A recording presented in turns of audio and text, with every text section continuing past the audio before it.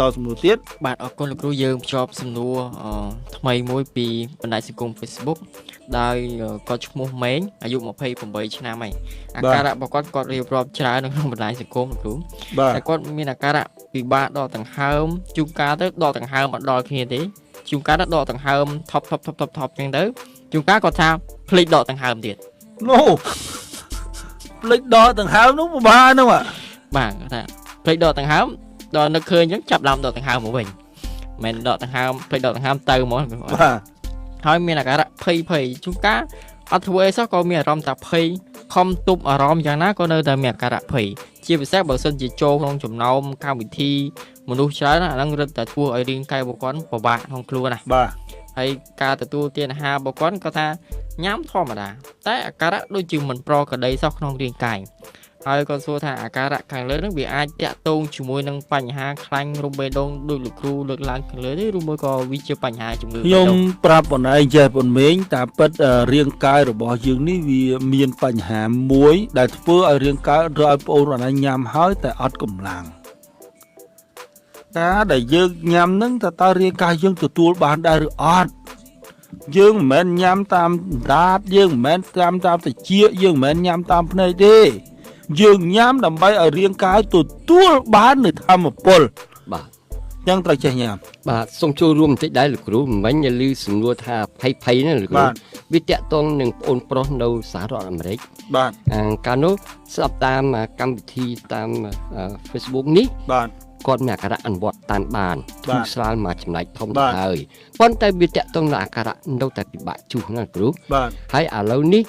ថ្មីគាត់មកលេងស្រុកខ្មែរយើងគាត់ក៏ចូលរួមតាមសំណួរនឹងដែរគាត់ថាមានអាការៈនៅតែពិបាកជួសមួយ2ថ្ងៃមិនជួសម្ដងហើយតាក់ទងសំខាន់នោះគឺរឿងភ័យហ្នឹងមិនលីសូដូចភ័យដូចតែគ្នាអារម្មណ៍អ៊ូអាប់ដូចគ្នាតើវាបណ្ដាលមកខ្ញុំជម្រាបថានៅពេលណាដែលយើងពុលណាបាទយើងភ័យហើយរាងកាយយើងភ័យបំផុតហើយនឹងខ្លាចគេបំផុតគឺរាងកាយគ្មានសារធាតុចិញ្ចឹមអរលោកស្រីលោកយាយលោកតាបងប្អូនដែលធ្លាប់ឆ្លងកាត់សម័យខ្មែរក្រហមដឹងណាសួរថាម៉េចបានអាក្មេងស្វាយកំភ្លើងអូដីវាមកបជាយើងបានអត់អីហូបរឿងអីវាមិនបជាបានអត់មានកម្លាំងតមួយវាសោះហ្មងណាអញ្ចឹងអាហ្នឹងដោយសារតែរាងកាយគ្មានធម៌ពលធ្វើឲ្យទៅបងឯងញ៉ាំក៏ដោយប៉ុន្តែប្រសិនបើបងឯងមិនចេះញ៉ាំរាងកាយនេះពិតជាយកសារធាតុចិញ្ចឹមអត់បានទេ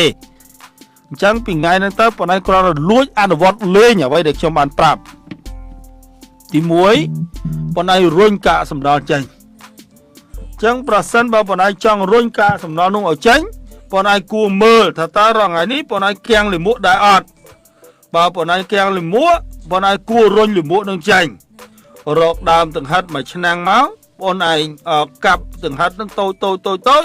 ហើយដាំទឹកញ៉ាំមួយអាទិត្យទៅ10ថ្ងៃរៀកបានស្រួលហើយចាំឈប់ញ៉ាំអាហ្នឹងគឺជាការរុញកាកសំណល់ចេញទី2បងឯងអនុវត្តវិធាន4ដែលខ្ញុំតែងតែជម្រាបញ៉ាំបាយហើយអត់ញ៉ាំទឹកញ៉ាំបាយហើយអត់ញ៉ាំផ្លែឈើគ្មានត្រូវញ៉ាំនិងញ៉ាំទឹកឲ្យបាន3លីត្រក្នុងមួយថ្ងៃម្ដងតិចអ្វីដែលធ្វើឲ្យបងឯងភ័យព្រួយបារម្ភភ្លេចដកដង្ហើមដោយសារតែរាងកាយរបស់បងឯងខ្សោយ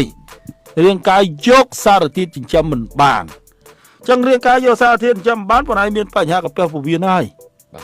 ទន្ទឹមនឹងនេះទៀតបើសិនបើយើងមានការសំណល់ពុលនៅក្នុងនោះទៀតកាន់តែរឿងលើដើមបាទតាក់ទងបញ្ហាលោកគ្រូប្រាក់មិញយើងប្រាក់ដល់សង្ហិតលោកគ្រូហើយបងប្អូននៅសហរដ្ឋអាមេរិកដែលមកលេងស្រុកខ្មែរនេះបងប្អូនចង់បានថាលីលោកគ្រូនិយាយពី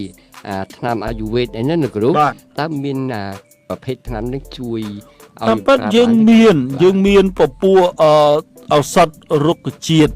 ឱសថធម្មជាតិដែលផលិតឡើងដោយក្រុមអាយុវេទ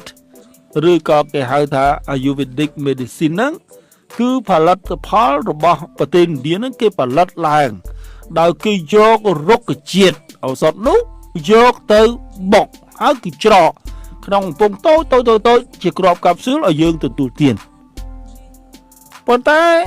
ការទទួលយកនៅពពួកឱសថអាយុវេទវាមានតម្លៃថ្លៃជាងការ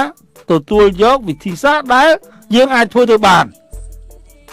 ឱសថអាយុវេទ វាផលិតពីធម្មជាតិ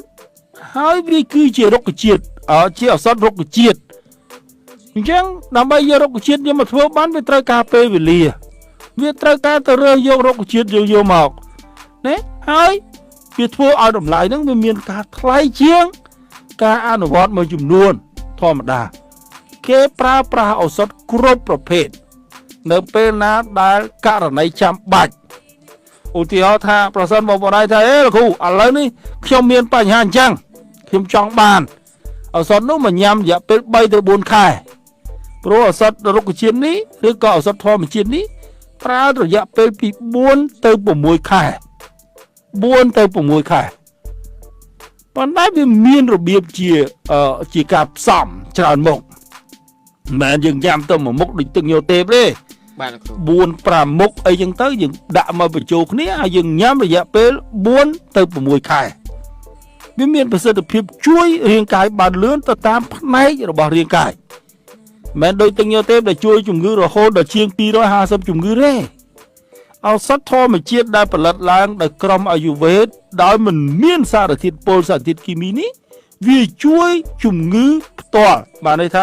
ជំងឺមួយដែលឡែកពីគ្នា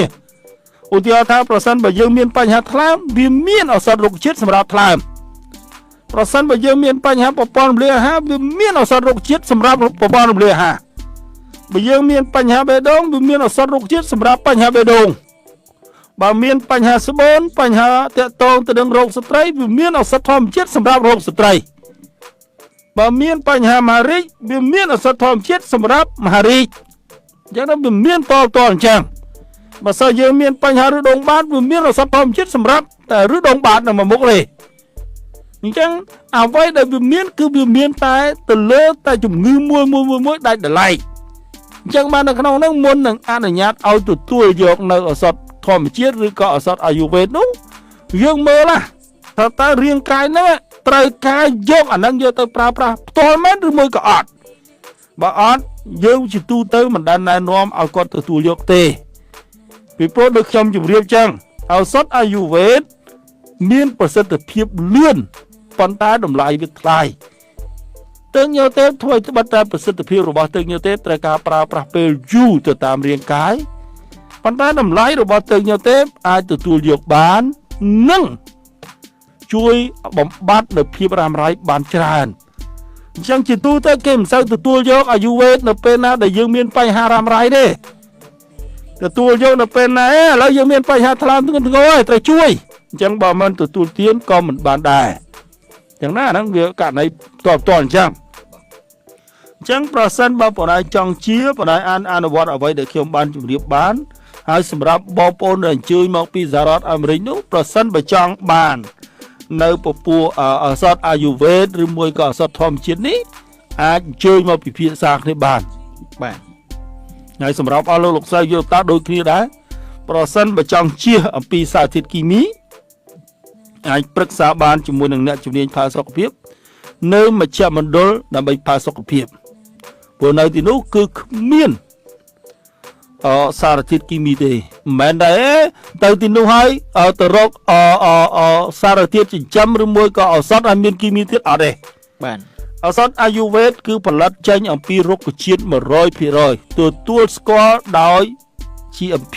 ទទួលស្គាល់ដោយ ISO 14001 2008 ទទួលស្គាល់ដោយ HACCP និងទទួលស្គាល់ដោយស្ថាប័នអាយុវេទពិភពលោកដែលគេផលិតឡើងមកនោះគេមិនមែនមកដល់យើងក៏គាត់និយាយថាគ្មានគីមីណែមានវិញ្ញាបនបត្រទៅបញ្ជាក់ថាហ្នឹងអត់គីមីមិនដល់អត់គីមីអត់មានវិញ្ញាបនបត្របញ្ជាក់ទេបាទគ្រូដូចឧបករណ៍សម្អាតបន្លែផ្លែឈើត្រីនិងសាច់ចឹងណាចង់បញ្ជាក់ថាវាជាឧបករណ៍មួយដែលសម្អាតបន្លែផ្លែឈើត្រីនិងសាច់បានល្អមិនមែនរោងចក្រផលិតខេនហ្នឹងនិយាយទេគឺ TUV របស់អាល្លឺម៉ង់គេនិយាយ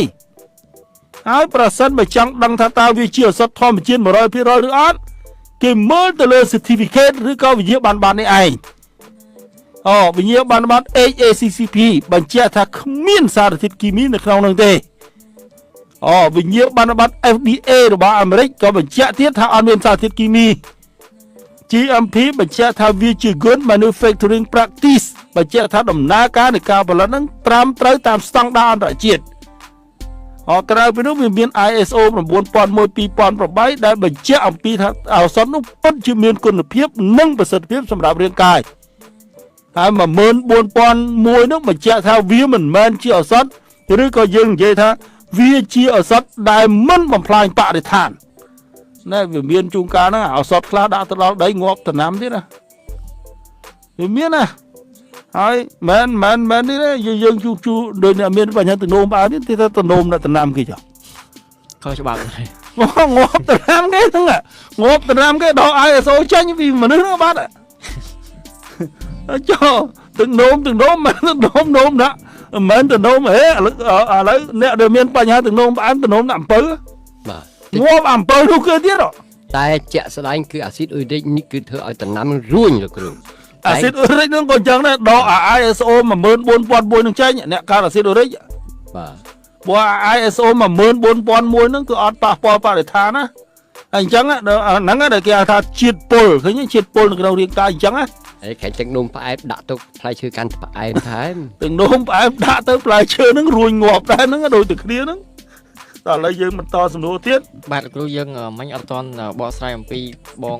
ម៉េងទេដែលគាត់មានបកស្រាយអស់ហើយបកស្រាយអស់រួមគ្នាគ្រូបកស្រាយអស់ហើយឲ្យសំណួរមួយសួរឡើងទន្ទឹកគ្នាហើយឲ្យខ្ញុំបកស្រាយទៅទៀតហើយខ្ញុំប្រាប់ទៅថាគាត់មានបញ្ហាកាពះពោះវៀនដែលធ្វើឲ្យគាត់មានអាការៈភ័យហើយភ្លេចដកដង្ហើមចាបាទអញ្ចឹងឥឡូវសម្រួលបញ្ហាកាពះពោះវៀនគាត់បកមកវិញទៅនេះទី1ឲ្យគាត់ដើមដង្ហិតញ៉ាំទី2ឲ្យគាត់អនុវត្តវិធាន4ដែលខ្ញុំបានជម្រាបហើយទី3ឲ្យគាត់អាចទទួលទានពពួកទឹកផ្លែឈើឲ្យបានច្រើនប៉ុន្តែហាមទឹកផ្លែឈើកំប៉ុងអត់និយាយគ្នារឿងទឹកផ្លែឈើកំប៉ុងទេណាទឹកផ្លែឈើស្រស់ដែលគៀបយកទៅទឹកអញ្ចឹងណា